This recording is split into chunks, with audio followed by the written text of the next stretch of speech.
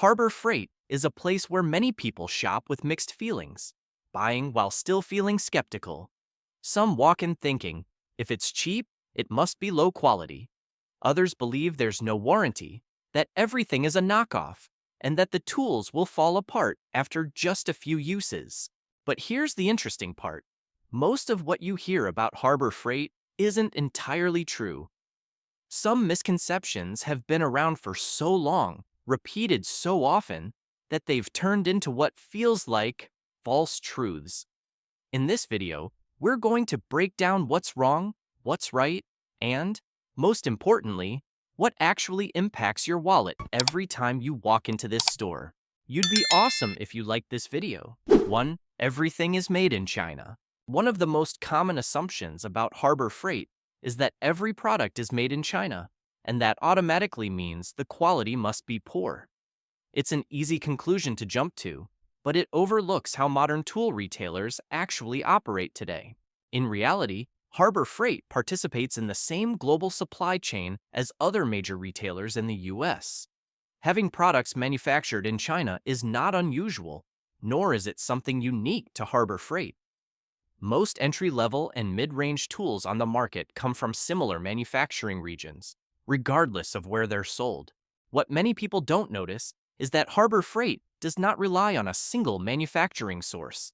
Several product lines are sourced from factories in Taiwan, a region well known for its machining expertise and consistent quality.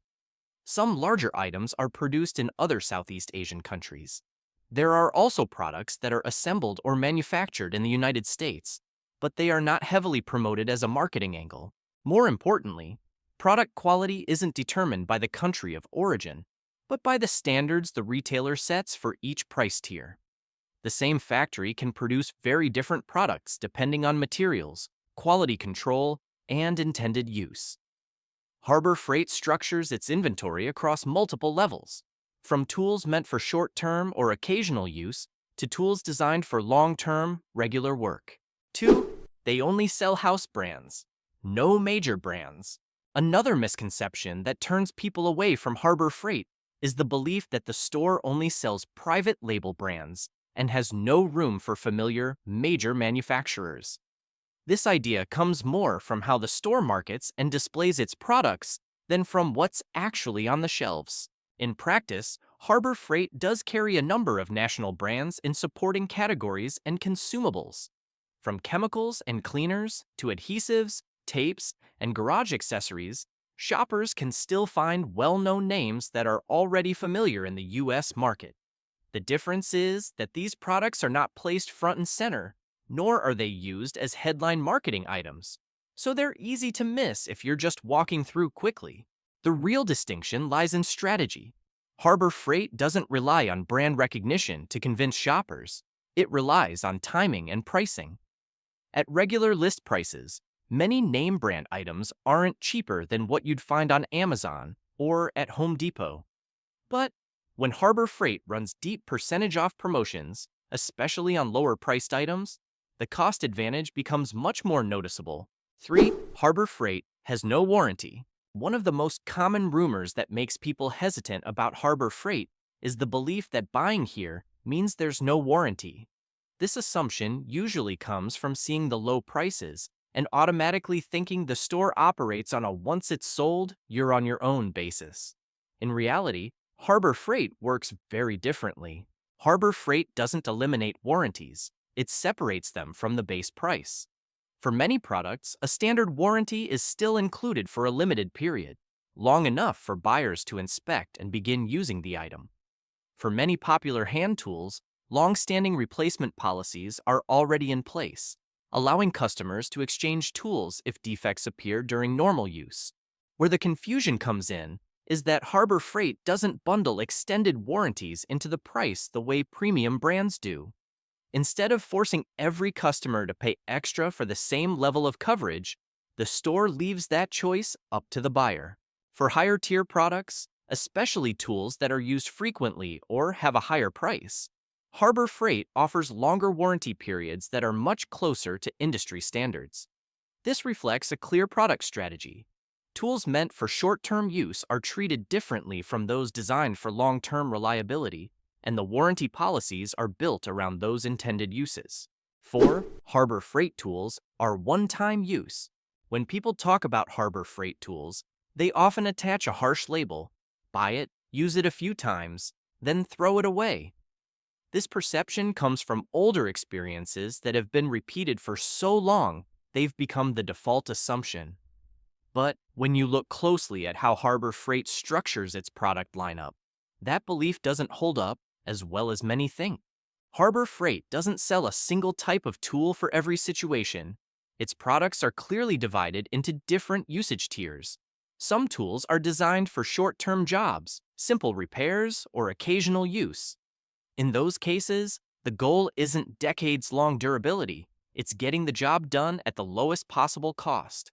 When people apply long-term expectations to these tools, they're more likely to conclude that the tools are low quality. At the same time, Harbor Freight has invested heavily in tool lines meant for more frequent use. These products use better materials, tighter manufacturing standards, and come with longer warranties. They aren't positioned to compete on brand reputation, but on performance per dollar. Because both categories sit side by side on the same shelves, many shoppers end up lumping everything together. Real-world experience in repair shops shows that plenty of professionals start out with inexpensive tools and end up using them far longer than expected. That suggests the real issue isn't whether the tools are one-time use, but whether the right tool is chosen for the right level of workload. 5. Everything at Harbor Freight is cheap. Many shoppers walk into Harbor Freight with a very simple assumption: if you're here, everything must be cheaper than anywhere else. That feeling comes from the store's familiar look: large price tags, bold colors, and constant promotions. But once you take a closer look, the reality is more nuanced. Harbor Freight doesn't operate on an always the cheapest model. The regular list prices of many items sit at a middle range and, in some cases, are equal to, or even higher than, other retailers. What creates the perception of low prices is how aggressively Harbor Freight uses time-based promotions, not the starting price itself. Shoppers see the discounted number and assume the entire store is a bargain. For buyers who shop without a plan, this can lead to inefficient spending. A product may look like a great deal, but if it's purchased outside of a major promotion, the value may be no better than what you'd find elsewhere. On the other hand, some items only become truly worth buying during deep discount periods, when Harbor Freight intentionally cuts prices to drive foot traffic into the store. 6. Harbor Freight only copies other brands' tools. One of the most common criticisms aimed at Harbor Freight is that the company simply copies tools from other brands and offers no real innovation of its own. This belief usually comes from seeing products that look similar to tools from long-established manufacturers. But when you look at how the tool industry has actually evolved, that interpretation leaves out several important factors. In its early days, Harbor Freight did follow a learning path based on designs the market had already accepted. This approach isn't unusual. Many major brands started the same way. Using proven designs helps shorten the time it takes to bring products to market and allows companies to focus on a core goal: keeping costs as low as possible for everyday users. Over time, that approach has changed. Harbor Freight no longer simply copies products.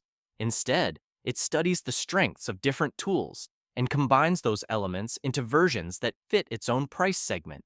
More importantly, tools that look similar on the outside are not necessarily the same on the inside. Within the tool industry, many brands share design platforms, factories, or manufacturing technologies. The real differences come down to material choices, quality control standards, and the intended use each brand targets. Harbor Freight chooses to set those factors at a practical level, rather than chasing expensive perfection. 7. Harbor Freight doesn't design its own products. Another claim that gets repeated often is that Harbor Freight doesn't design its own products, but simply takes existing designs and sells them at a lower price. This idea can seem reasonable if you're only looking at appearances, but it doesn't reflect how the system actually works behind the scenes. In reality, Harbor Freight is not absent from the design process. It participates at multiple levels. For basic products, the company may use industry-standard design platforms to keep costs down. But for mid-range and higher-tier product lines, development goes far beyond choosing a template. Materials, fit and finish, ergonomics, and durability are all adjusted to match the specific type of user the product is intended for. What often causes confusion is that Harbor Freight doesn't promote its design story. There are no flashy campaigns about engineering teams or massive R&D centers like you see with premium brands. That leads many people to assume design work doesn't exist at all.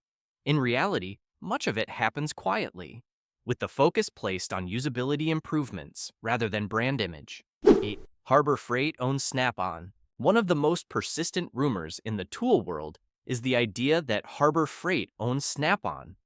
At first glance, it can sound intriguing, especially when you put the two names side by side, one known for low prices, the other for premium tools. But in reality, this is a misconception built on assumption, not on how large companies actually operate.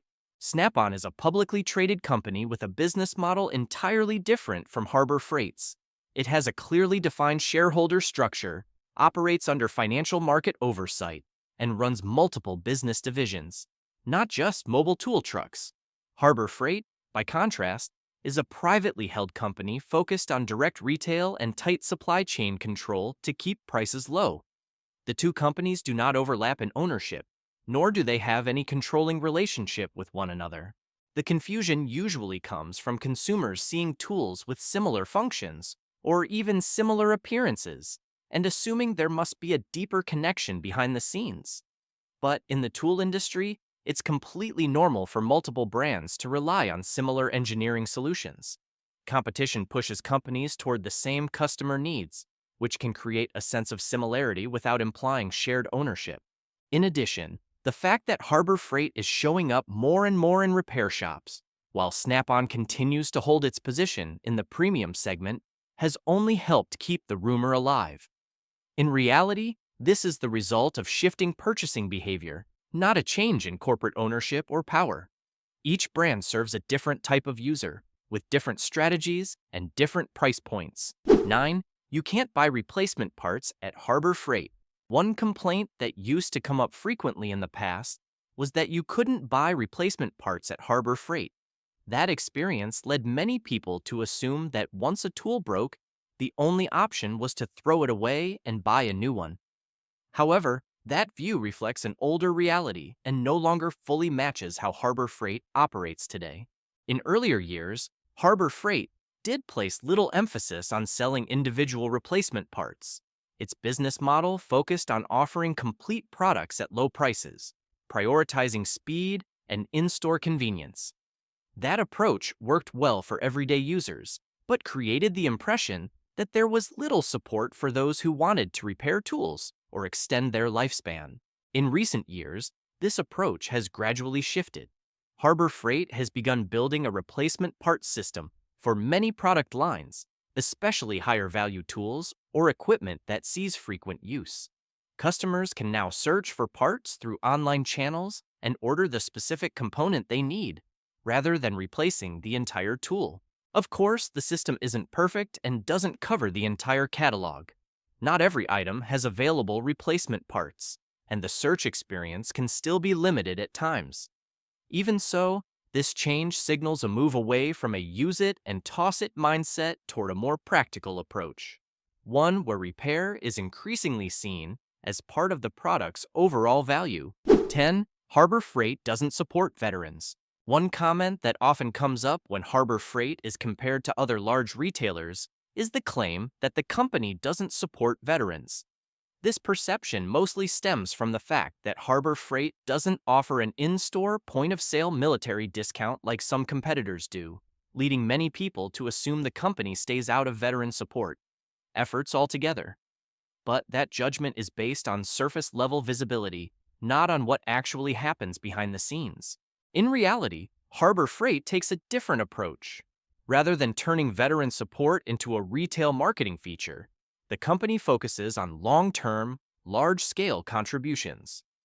Resources are directed toward veteran organizations, first responders, and groups that work directly within local communities. These contributions don't provide immediate shopping discounts to individuals, but they create a broader and more lasting impact. This approach is easy to misunderstand because it doesn't show up clearly in the day-to-day shopping experience. Consumers are used to seeing discount signs and tend to value what's visible at the register. Meanwhile, behind-the-scenes efforts, such as sponsorships, partnerships, and financial support, often happen quietly and go largely unnoticed unless someone actively looks for them. 11. Harbor Freight has an affiliate program that pays commissions. One fairly common misconception about Harbor Freight is the belief that the chain runs an affiliate program that pays commissions, similar to many other tool brands. This assumption often arises when viewers see videos, reviews, or analysis content that speaks positively about Harbor Freight and then automatically assume the creator is earning money from every resulting purchase. In reality, Harbor Freight does not operate under a traditional affiliate model. There are no referral links that generate a percentage of sales, and no commissions tied to individual orders. This places Harbor Freight in a somewhat unique position within the tool retail industry, where affiliate programs have become a common source of income for many content creators. That difference itself can easily lead to confusion. Audiences are now so accustomed to seeing shopping links, referral codes, or hidden commissions behind reviews that, when those elements are missing, they still assume there must be another way they're getting paid. In practice, however, mentioning Harbor Freight does not generate direct financial benefits in the way affiliate marketing typically does. 12. Predator engines are illegal knockoffs of Honda. One claim that often comes up when Predator engines are mentioned is the idea that they are illegal knockoffs of Honda engines. This argument can sound reasonable if you only look at their appearance and how they operate, but it overlooks a key factor: how intellectual property law works in the mechanical and manufacturing industries. Predator engines are based on engine designs that have existed for a very long time. In manufacturing, patents do not last forever. After a certain period, patent protections expire, allowing other manufacturers to legally use those technical foundations to develop their own products. This is a standard mechanism not just in the engine industry, but across most industrial sectors. Once Honda's core engine designs passed their patent protection period, it became completely legal for other companies to use similar architectures. Predator engines do not copy Honda logos, do not impersonate the brand, and are not sold under the Honda name. They are manufactured, distributed, and warrantied under their own branding, with pricing and standards aligned to the market segment Harbor Freight targets. The real difference lies in refinement and intended use. Honda designs engines for high durability and continuous operation in professional environments, with a price to match. Predator engines are optimized for more general use needs, where users want an engine that's affordable, easy to replace, and widely accessible. The two products may share a similar technical foundation, but they serve very different types of users. Ultimately, the most important thing isn't whether you believe or dismiss the rumors, it's understanding how Harbor Freight actually operates. When buyers clearly understand each misconception, they're better able to tell which products are worth the money, which are better suited for short-term use, and when the timing is right to buy. That clarity helps avoid shopping based on assumptions, prevents misplaced expectations, and leads to smarter spending every time you walk into the store. Which tip from the video surprised you the most?